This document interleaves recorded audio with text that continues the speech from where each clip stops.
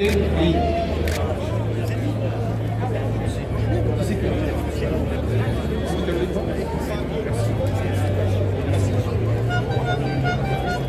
à toutes et à tous, nous sommes encore et toujours là. Merci de votre présence qui confirme que notre motivation est toujours d'actualité, malgré les dernières manœuvres du gouvernement pour faire obstruction à la volonté du peuple que nous représentons, car nous sommes le peuple.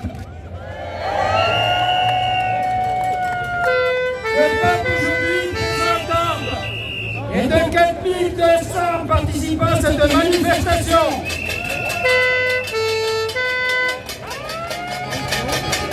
La proposition de loi proposée par les députés Elliott ayant pour objectif d'abroger le recul de l'âge effectif de départ à la retraite avait été validée par la présidente de l'Assemblée, Yann Braun-Pivet, le 29 mai à 10h. Mais après un passage au confessionnal Macron, elle a changé d'avis 24 heures plus tard et a affirmé que le contraire l'avait garantie constitutionnelle le mardi 30 mai 2023. Il apparaît qu'il n'y a que les imbéciles qui ne changent pas d'avis. Et sous la menace, des citations fortes ou simples arrangements entre amis, c'est possible. Mercredi 31 mai, les 72 députés de la Commission des Affaires sociales ont voté par 38 voix contre 34 contre l'article 1 de cette proposition de loi qui prévoyait l'abrogation du recul de l'âge légal à 64 ans. Cela oblige le groupe Elliott qui a présenté ce texte à réintroduire sa mesure par un amendement avant le 8 juin.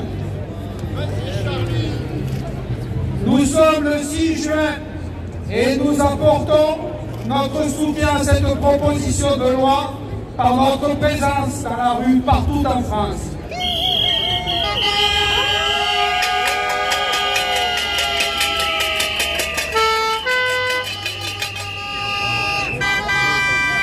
Une fois l'amendement déposé, la présidente de l'Assemblée nationale serait autorisée à brandir elle-même le couperet de la recevabilité financière en évoquant l'article 40 de la Constitution. Notre gouvernement brandit depuis quelques semaines cet article 40 de la Constitution qui dispose que les initiatives des parlementaires ne sont pas recevables si elles aggravent les charges publiques.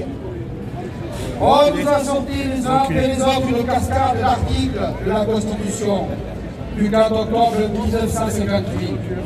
Le 49.3 suivi du 47.1 et maintenant le 40, sachant qu'il y a 89 articles sans compter les alinéas, les conseillers du gouvernement ont encore des efforts de lecture à réaliser.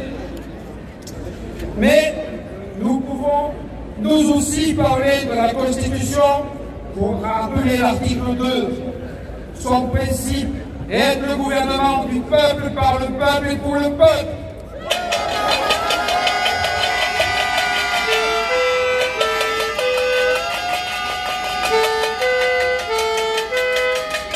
Le peuple, c'est nous. Et on ne veut pas de la réforme de retraite telle qu'elle est exprimée à ce jour par le gouvernement, et principalement l'âge de départ à la retraite à 64 ans. On ne va pas vous répéter toutes les raisons maintes fois déclarées dans les prises de parole des précédentes manifestations au national ou dans notre département. Réforme injuste, non égalitaire, brutale, sans fondement financier, contraire aux précédentes annonces du président de la République et de nombre de ses ministres.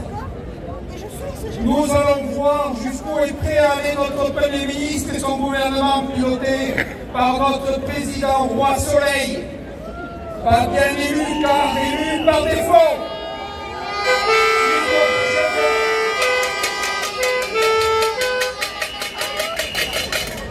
Suite aux prochains événements au Parlement, nos centrales syndicales exprimeront une fois de plus le cap du refus de cette loi sur les retraites. Le gouvernement cherche l'affrontement afin de cacher ses erreurs et faire porter la responsabilité de la situation critique de notre pays vers les manifestants que nous sommes.